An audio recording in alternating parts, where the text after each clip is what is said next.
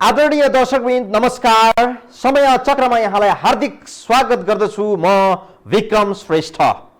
2 वर्ष अघि नै बजेटको आधार र राजस्वको लक्ष्य भेट्टाउन भाषण ठोके झैं सजिलो नभएपछि विद्वान अर्थमन्त्री डाक्टर युवराज खतिवडाले 6 महिनापछि दुवैको आकार घटाएका थिए।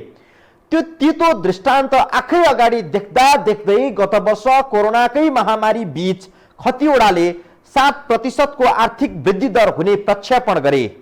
प्रधानमन्त्री सम्मले पत्याएका पढे लेखेका विद्वान अर्थमन्त्रीले गरेको प्रक्षेपण मिल्छ होला, उनले केही थाहा पाएर यस्तो आशा गरेका पनि होलान् भन्ने ठानियो। यो देशमा नपढेका मूर्ख त मूर्ख भइ नै हाले, पढे लेखेको पर्फर्मेन्स पनि उही ड्याङको मुला जस्तो भयो। 7% को आर्थिक वृद्धि दरको सपना 2.12% मा खुम्चिने विश्व बैंकको अनुमान छ र 9 पासे 10 पासेहरूले चलाएका कारण यो देश यस्तो भएको हो भनेर आलोचना गर्नेहरूले अब आलोचनाको शैली परिवर्तन गर्लान् कि नगर्लान्। सन्दर्भ जेठ 15 मा आउन लागेको बजेटको जोड्दैछौँ दर्शकवृन्द। संसद सिद्ध्याएको सरकारले अध्यादेशबाट बजेट ल्याउँदैछ। कसरी यो हेरौँ। भ्याट, भन्सार, अन्तशुल्क, जरिवाना, महसुल आदि विभिन्न नाममा सरकारले जनताबाट पैसा उठाउँछ। यसरी उठाएको रकम जनताकै लागि खर्च गर्न जनताकै प्रतिनिधिहरू राखेर सरकारले छलफल पनि गराउँछ अनि त्यसलाई संसद मार्फत पास गराउँछ। यसैलाई सारमा हामी बजेट भनेर बुझ्छौं। यस पटक अनेक तिगडम गरेर प्रधानमन्त्री स्वयंले संसदमा आसे। एक पटक सर्वोच्च अदालतले बिउताई दिदा पनि प्रधानमन्त्री केपी शर्मा ओली शान्त बसेनन्। दोहोर्याएर संसद विघटन गरी छाडे।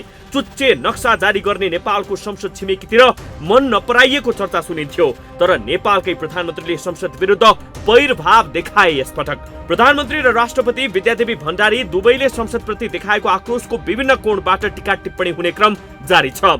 संसद नरहेको बखत नयाँ आर्थिक वर्षको बजेट आउँदैछ। सामान्यतः बजेट आउनु अघिका विभिन्न चरण हुन्छन्। संसदमा अर्थ समितिले यस विषयमा गहन छलफल गर्थ्यो। संसद नभएका कारण त्यस्तो छलफल यस पटक भएन। बजेट आउनु अघि नै पूर्व बजेटका विषयमा उठेका प्रश्नहरू समेटेर राष्ट्रपतिबाट सरकारको नीति तथा कार्यक्रम प्रस्तुत हुन्थ्यो। संसद नै नरहेका कारण त्यो पनि यस पटक भएन। नियमित तरिकाले आउँदाखेरि भनेको यो वर्ष मात्रै होइन, अर्को वर्षको पनि केही न केही लक्ष्य उद्देश्य राख्न सर्छ। सरकारले यदि अब 5 वर्षको लागि सरकार बन्या छ, फुल गभर्मेन्ट छ भने त्यो बेला 3-4 वर्षका लक्ष्यहरूलाई निर्देशित गर्ने गरी बजेट ल्याउँछ। नीति तथा कार्यक्रममा समेटिएका विषयवस्तुमा आधारित भएर सरकारले बजेट तर्जुमा गर्थ्यो। अर्थमन्त्री मार्फत बजेट संसदमा प्रस्तुत हुन्थ्यो। बजेटले गरेका सम्पूर्ण विषयवस्तुमा संसदभित्र छलफल हुन्थ्यो। जनताका प्रतिनिधिले बजेटमा भएका कमी कमजोरी औल्याउँथे। थपघट गर्नुपर्ने विषयमा सुझाव दिइन्थ्यो अनि बजेट पास हुने समयमा ती विषयहरू समेटेर बजेट पास गरिन्थ्यो। जनताबाट असुलिएको रकम खर्च गर्ने बेला यस पटक जनताका मान्छेले छलफल नै गर्ने छैनन्। आफ्नैले आफ्नो आयु समाप्त पारेका प्रधानमन्त्री ओलीको काम चलाउ सरकारले बजेट तयार पार्दैछ। 3 करोड जनताले तिरेको पैसा खर्च गर्ने अधिकार सरकारले आफ्नै निहित चाहना बमोजिम तय गरिरहेको छ। काम चलाउ चुनावी सरकारले ल्याउने बजेटमा नयाँ कार्यक्रम राख्न पनि नमिल्ने भएका कारण यस पटकको बजेट पनि काम चलाउ नै हुनुपर्छ। देशले आर्थिक क्रान्ति खोजिरहेको बेला सरकारको बजेट चाहिँ काम चलाउनका लागि मात्रै प्रस्तुत हुनेवाला छ। अध्यादेशबाट बजेट ल्याउँदा त त्यो काम चलाउ बजेट, तात्कालिक बजेट, तात्कालिक अवस्थालाई सम्बोधन गर्ने गरी आउनुपर्छ। बितेको 3 दशकदेखि यो वा त्यो सरकारका नाममा कांग्रेस, एमाले, माओवादी, मधेसवादी, राप्रपा आदि दल नै छन् सरकारमा। त्यसमा पनि कांग्रेस र एमालेले सबैभन्दा बढी सत्तामा ढलिमली गरेका छन्। 3 दशकमा यी दलहरूले 9 पटक अध्यादेश मार्फत अर्थात् संसद छलेर बजेट ल्याए। अति नै संकट पर्दा, समस्याले ग्रस्त हुँदा संकट टार्नका लागि मात्रै अध्यादेशको सहारा लिने हो। संसदीय व्यवस्था भएको मुलुकमा 30 मध्ये 9 बजेट अध्यादेश मार्फत आउनु दुर्भाग्यपूर्ण नै हो। तर यस पटक पनि यही दुर्भाग्य दोहोरिँदैछ। जनताले तिरेर जम्मा भएको पैसा कहाँ कहाँ विनियोजन गरिँदैछ यसबारे जनता वा जनताका प्रतिनिधिले चासो राख्न नपाउने अवस्था सृजना गरिएको छ। संसद नै नभएपछि बजेटमा जे इच्छा लाग्छ त्यही कुरा राखे भइहाल्यो। जनतालाई रोजगारी दिन छुट्याइएको बजेट समेत खर्च हुन नसकेर फ्रिज हुने देशमा बजेटलाई फगत एक कर्मकाण्ड मात्रै त बनाइएको छ नै। थप प्रसंग हामी जोड्नेछौं अरु पनि यो ब्रेकपछि।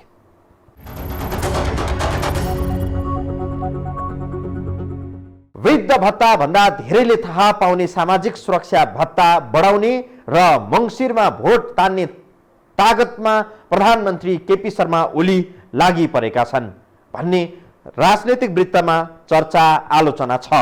अरूले कहीँ कतै झुकिएर पनि कुनै गल्ती गर्दा सरकारी मुद्दा खेप्नुपर्छ, प्रधानमन्त्रीले संविधान विपरीतकै कार्य गरिदिए यसपटक, र पनि उनले न कुनै माफी माग्नु पर्यो न कुनै सजाय भोग्नु नै पर्यो। लहरका भरमा प्रधानमन्त्री संसद नै भङ्ग गरिदिने स्थितिमा पुग्छन्, तैपनि चलि नै रहन्छ। अरूले त चाहिने कुरा बोल्न पनि विचार पुर्याउनु पर्ने स्थिति छ। वृद्ध भत्ता बढाउने प्रधानमन्त्रीको चाहना यसपटक नैतिकताको तराजुमा पुगिसकेको छ। प्रधानमन्त्री केपी शर्मा ओलीले आगामी आर्थिक वर्षको बजेटमा सामाजिक सुरक्षा भत्ता बढ्ने जानकारी गएको वैशाख महिनामै दिएका थिए। अब पनि साउन 1 गतेबाट सामाजिक सुरक्षा भत्ता अलिक बढ्छ नै, लागु हुने गरी साउन 1 गतेबाट लागु हुने गरी बढ्छ। अब कसैलाई आपत्ति लाग्ला, आपत्ति लाग्छ भने फेरि मैले भनिदिन्छु, आपत्ति लाग्छ भने सामाजिक सुरक्षा भत्ता साउन 1 गतेबाट लागु हुने गरी बढाइनेछ। प्रधानमन्त्रीले जुन समयमा सामाजिक सुरक्षा भत्ता वृद्धि गरिने जानकारी दिएका थिए त्यो बेला मुलुकमा संसद थियो अनि सरकार पनि काम चलाउ प्रकृतिको थिएन। सामाजिक सुरक्षा भत्ता बढाउने गरी बजेट ल्याउन सरकारलाई रोक्ने कुनै नैतिक बन्धन पनि थिएन, कानुनी बन्धन त अझै थिएन। 2 दिनपछि सरकारले अध्यादेश मार्फत आर्थिक वर्ष 2078-79 को बजेट ल्याउँदैछ। यो बजेटमा वृद्ध भत्ता अर्थात् सामाजिक सुरक्षा भत्ता बढाउने तयारीमा सरकार जुटेको बुझिएको छ। तर यो बेला ओली सरकारका लागि केही समस्याहरू आउने देखिएको छ। एकातिर प्रधानमन्त्रीले नै सामाजिक सुरक्षा भत्ता वृद्धि गर्ने बताइसकेका छन्, अर्कोतिर मुलुकमा प्रधानमन्त्रीकै जोडबलमा बनेको चुनावी सरकार छ। केही दिन अघि प्रधानमन्त्री ओली स्वयंले बजेट अध्यादेश मार्फत आउने र यसपटकको बजेटमा पुरानै बजेटको निरन्तरता मात्रै हुने उल्लेख गरेका थिए। बजेट कसरी आउँछ भन्नुभएको छ, 15 गते बजेट स्वाभाविक रूपमा हो अध्यादेशबाट आउने हो। त्यसको वाचन औपचारिक ढङ्गको एउटा कार्यक्रमका साथ गरिनेछ। त्यसको औपचारिक जारी गर्ने कुरा सम्माननीय राष्ट्रपतिबाट अध्यादेशको रूपमा हुनेछ। समस्या त यसपटक यो भएको छ कि वृद्ध भत्ता नबढाउँदा जनतामा जान सहज हुँदैन। भत्ता बढाउँदा चुनावी सरकारलाई त्यसो गर्ने नैतिक अधिकार हुँदैन। अरूलाई नैतिकताको पाठ पढाउने प्रधानमन्त्री स्वयंले वृद्ध भत्ता बढाउने वा मतदातालाई आफ्नो पक्षमा पार्ने गरी नयाँ कार्यक्रम ल्याउन गाह्रो हुने देखिन्छ। बिहिबार 5 जना पूर्व प्रमुख निर्वाचन आयुक्तहरूले एक साझा आग्रह गरेका छन्। उनीहरूले निर्वाचनमा समान प्रतिस्पर्धा हुनुपर्छ भन्ने मान्यताको सुरक्षा गर्न वर्तमान चुनावी सरकारले बजेटमा नयाँ कार्यक्रमहरू समावेश गर्न नहुने धारणा सार्वजनिक गरेका छन्। उनीहरूले आफ्नो आग्रहमा भनेका छन्, कामचलाउ सरकारले बजेट ल्याउँदा स्वच्छ एवं निष्पक्ष निर्वाचनका लागि समान प्रतिस्पर्धाको सिद्धान्तमा रही मतदातालाई कुनै एक पक्षमा लाग्न प्रभाव पर्ने गरी लक्षित कुनै किसिमका नयाँ नीति कार्यक्रम वा बजेट विनियोजन नगर्न सरकारको ध्यान आकर्षण गर्दछौँ। साथै यस विषयमा आफ्नो संवैधानिक दायित्वको ख्याल गरी निर्वाचन आयोगले सम्बद्ध पक्षलाई समयमै सजग गराउनेछ भन्ने हामीले विश्वास लिएका छौँ। संसद विघटन नगरी बहुमतकै आधारमा पनि सरकार बनाउने ल्याकत प्रधानमन्त्रीसँग रहेछ भन्ने केही आधारहरूबाट प्रष्ट हुन्छ। उनले चाहेको भए आफ्नो पार्टी सम्हाल्ने र जनता समाजवादीलाई आफ्नो पक्षमा ल्याउन पहिले पनि सक्ने रहेछन् भन्ने अहिलेको घटनाक्रमबाट प्रष्ट हुन्छ। चुनावी काम चलाउ सरकारमा मन्त्री हुन जसपाका नेताहरूमा अहिले मारामार छ। अर्थात् प्रधानमन्त्री केपी शर्मा ओली र महन्त ठाकुरको टिमले बहुमतका आधारमा नयाँ सरकार चलाउन सक्थ्यो। दुर्भाग्य यिनै दुई समूहले संसद नै सिद्ध्याइदिए। काम चलाउ सरकारले नयाँ कार्यक्रम सहित बजेट ल्याउन सक्दैन। नयाँ कार्यक्रम नहुँदा मतदातालाई के देखाएर आकर्षित गर्ने, यो प्रश्न पनि ज्वलन्त बनेको छ। कोरोनाका कारण आफन्त गुमाएकाहरूसँग के भनेर भोट माग्ने, 2/3 दिएका मतदाता कहाँ पुगेर कुन मुखले भोट देऊ भन्ने, यो समस्यामा प्रधानमन्त्रीको दल छ। कदाचित निर्वाचन भयो भने यो प्रश्नले माधव कुमार नेपाल र प्रचण्ड समूहलाई पनि छाड्ने छैन। संविधान उल्लङ्घन गर्न त अलिकति पनि नैतिकताको ख्याल नगर्ने प्रधानमन्त्रीले बजेटमा तलमाथि गर्न नैतिकता विचार गर्लान् र यस्तो प्रश्न गर्नेहरू पनि छन्। तर पनि हामी देशका प्रधानमन्त्रीलाई नैतिकवान नै देख्छौँ सधैँभरि। 2 दिनपछि थाहा हुनेछ ओली सरकारले मतदाता तान्ने उद्देश्यले राज्यको दुरुपयोग गर्छन् कि गर्दैनन् भन्ने कुरा। प्रसङ्ग जोड्दैछौँ यो ब्रेकपछि।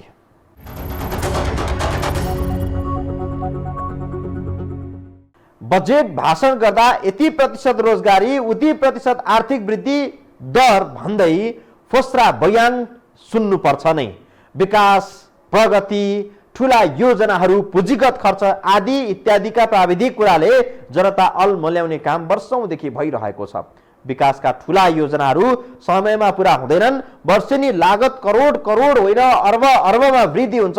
जनताले खाइ नपाई राज्यलाई तिरेको कर योजना लम्ब्याएर त्यसबाट धनाढ्य हुन चाहनेहरूका लागि प्रयोग भइरहेको छ।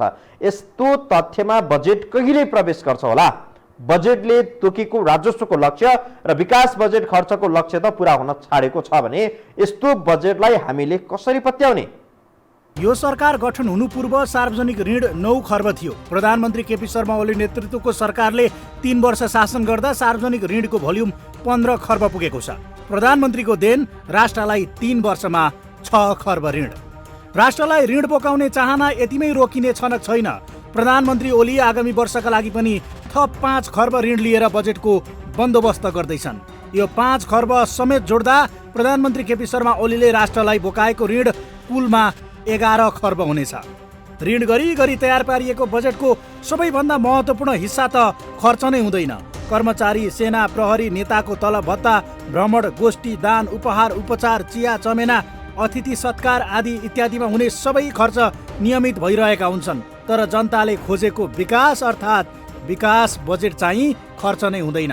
विकासका लागि छुट्याइएको रकम यो सरकारले 3 वर्षमा कुनै वर्ष पनि खर्च गर्न सकेन। विकास बाहेक ओली सरकारले सबै काम गर्न भ्यायो। विकास बजेट खर्च गर्न सक्ने ल्याकत सरकारमा देखिएन। देखाउने दाँत जस्ता हुन गए के हाम्रा कार्यक्रमले त्यो विषयवस्तुलाई, लक्षित वर्गलाई चाहिँ त्यो सम्बन्धित क्षेत्रको प्रकृतिलाई चिन्नै नसक्ने गरी ल्याएको कार्यक्रम हुनाले कार्यक्रम कार्यान्वयनमा नगएका हुन्। प्रधानमन्त्री ओली विपक्षीलाई तह लगाउन, संविधानले नदिँदा समेत संसद विघटन गर्न, पटक पटक मन्त्री फेर्न, आफ्ना आफन्तलाई आकर्षक ठाउँहरूमा भर्ती गर्न, भ्रष्टहरूको संरक्षण गर्ने सम्मको क्षमता वर्तमान सरकारसँग रहेको तर विकास बजेट खर्च गर्ने ल्यागत नरहेको भनेर आलोचना हुने गर्छ। प्रधानमन्त्री ओलीले पटक पटक भनेका छन् कि तमाम प्रतिकूलताका बावजुद पनि सरकारले असाधारण कामहरू गरेको छ। धरहरा, रानी पोखरी, दरबार हाई स्कुल बनाएको छ। वर्षौंसम्म कसैले नसकेको मेलम्ची खानेपानी पनि यही सरकारका पालामा आयो। यसकारण यो सरकार असाधारण छ भन्ने तर्क प्रधानमन्त्रीको छ। अर्थविदहरूको दाबी चाहिँ केही फरक छ। अर्थविदहरूले अर्थतन्त्रका प्रमुख परिसूचकहरू विश्लेषण गर्छन्। ओली सरकार गठन भए यता आर्थिक वृद्धि दर कति भयो, कति मानिसले रोजगारी पाए, पुँजीगत खर्च कतिसम्म हुन सक्यो, व्यापार घाटा कति बढ्यो, राष्ट्रिय गौरवका योजनाको अवस्था के रह्यो जस्ता विषयमा अर्थविदहरूको दृष्टि पर्दै आएको छ। राजनीतिक ढङ्गले नेपाल कम्युनिस्ट पार्टीले सुसाइड गर्यो र राजनेताहरूले आफूलाई र आफ्नो राजनीतिलाई सुसाइडतर्फ लानुभयो, आत्महत्यातर्फ लानुभयो भनिसकेपछि तपाईँको समृद्धिको कुरा त धेरै टाढा भइसक्यो। अहिले त तपाईँको जीवन जोगाउने कुरा चाहिँ प्राथमिकता भयो।